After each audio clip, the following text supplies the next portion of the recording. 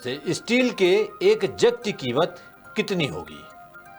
जी हाँ, मैं उसी जग की बात कर रहा हूँ जो आमतौर पर हम अपने घरों में इस्तेमाल करते हैं, जिसमें कभी पानी, कभी नींबू तो कभी शरबत, ये सब बनाया जाता है। ये एक जग छत्तीसगढ़ सरकार ने खरीदा है 32,000 रुपये में, 32,000, जिसकी ऑफलाइन और ऑनलाइन मार्केट में कीमत बमुश्किल 400 से 500 रुपये होती है, और बहुत ज़्यादा खींच लें हम तो 1,000 रुपये मान लीजिए।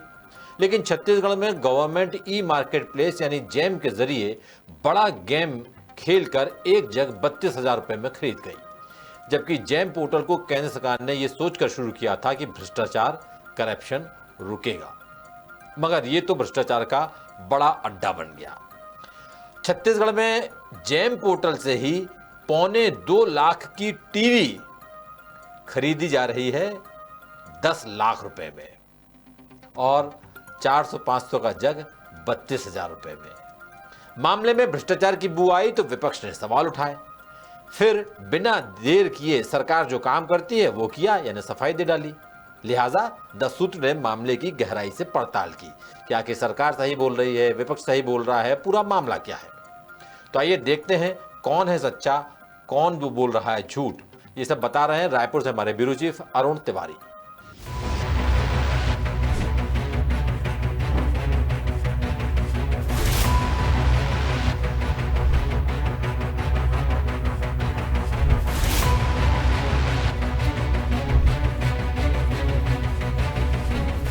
सबसे पहले हम आपको जग वाला पूरा मामला बताते हैं, जिससे आपको ये समझने में आसानी हो कि आखिर ये पूरा मामला है क्या। दरअसल कांग्रेस ने अपने एक्स हैंडल पर जैम के कुछ डॉक्यूमेंट पोस्ट किए जो बलौदाबाजार में आदिवासी विकास विभाग की तरफ से खरीदी का कॉन्ट्रैक्ट था। इन दस्तावेजों में आदिवासी छात्रावासों यानी कि हॉस्टल के लिए 160 स्टील जग के खरीदी का ऑर्डर दिया गया।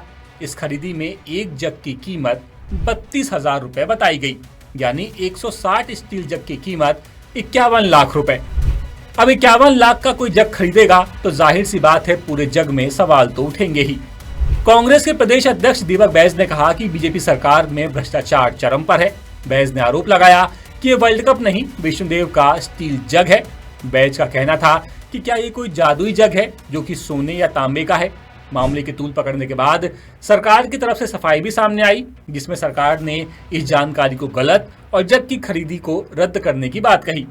सहायक आयुक्त आदिवासी विकास सूरज दास मानिकपुरी ने कहा कि तत्कालीन सहायक आयुक्त संजय कुर्रे ने बलौदाबाजार जिले के छात्रावासों के लिए जैम पोर्टल के जरिए 160 नग वाटर जग की खरीदी प्रस्तावित की थी, लेकिन दर ज्यादा होने की वजह से विभाग ने फरवरी 2025 में इसे निरस्त कर दिया। यानी आदिवासी विकास विभाग बलौदाबाजार में वाटर जग की खरीदी नहीं कर पाया, ये साफ साफ कहा गया। अब सबसे पहले तो यही सवाल खड़ा होता है कि जानकारी भ्रामक कैसे हुई, क्योंकि सरकारी विभाग ही मान रहा है कि एक जग की कीमत 32,000 रुपए थी, इसीलिए इस खरीदी को रद्द किया गया। ये भी कहा गया कि मीडिया में फैली खबरें गलत हैं। यहाँ भी सवाल उठते हैं कि जब जैम के कागज सही हैं, आपका खरीदी कॉन्ट्रैक्ट सही है, तो फिर खबर गलत कहाँ से हुई। खबर को भ्रामक और गलत कहने की जगह विभाग को यह मानना चाहिए था कि 32,000 में स्टील की जग की खरीदी हो रही थी, जो कि रद्द कर दी गई। अब आते हैं दूसरी बात पर। द सूत्र की पड़ताल में यह भी सामने आया कि यह अकेला जग नहीं था, बल्कि एक सेट था जिसमें जग, चम्मच, कटोरी, लोटा और ग्लास जैसे 12 आइटम थे। इस पूरे सेट की कीमत करीब 1200 रुपए थी, यानी इस सेट को 32,000 में खरीदा जा रहा था। जैम पोर्टल पर स्टील जग की खरीदी की डिमांड की गई 9 जनवरी 2025 को और खरीदी रद्द की गई 25 फरवरी 2025 को।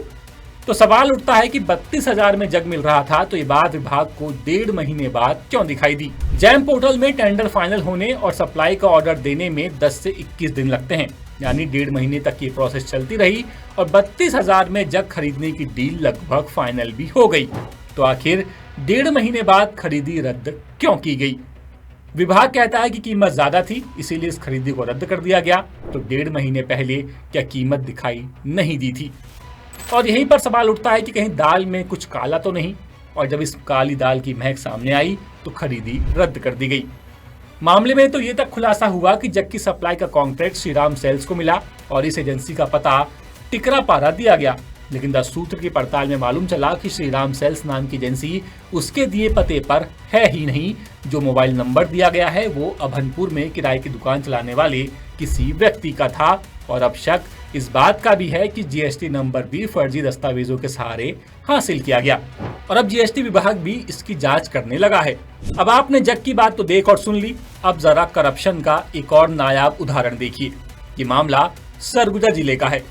यहाँ पर अनुसूचित जाति जनजाति विभाग 5 टीवी खरीद रहा है। ये टीवी 86 इंच की इलेक्ट्रिक पैनल डिवाइस है। इसकी सप्लाई का contract Baglamukhi enterprises Baikunthpur Korea को मिला। यहाँ पर एक टीवी की कीमत 10 लाख रुपए है और 5 टीवी 50 लाख रुपए में खरीदने का कॉन्ट्रैक्ट है। ये कॉन्ट्रैक्ट कलेक्टर और कंपनी के बीच है। जब द सूत्र ने इस कंपनी की डिवाइस की ऑनलाइन मार्केट कीमत पता की तो हमें मालूम चला कि ये डिवाइस 1.5 लाख से 1.25 लाख रुपए तक की आती है। यानी 1.25 लाख तक की टीवी यहाँ 10 लाख रुपए में खरीदी जा रही है। यानी साफ है, जैम पोर्टल को करप्शन रोकने के लिए लागू किया गया था, लेकिन जैम पोर्टल पर ही भ्रष्टाचार के बड़े बड़े काम हो रहे हैं।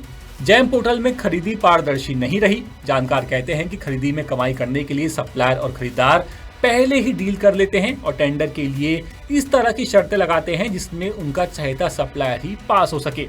और इतना ही नहीं, जैम के गेम की एक और कहानी द सूत्र आपको अगली कड़ी में दिखाएगा।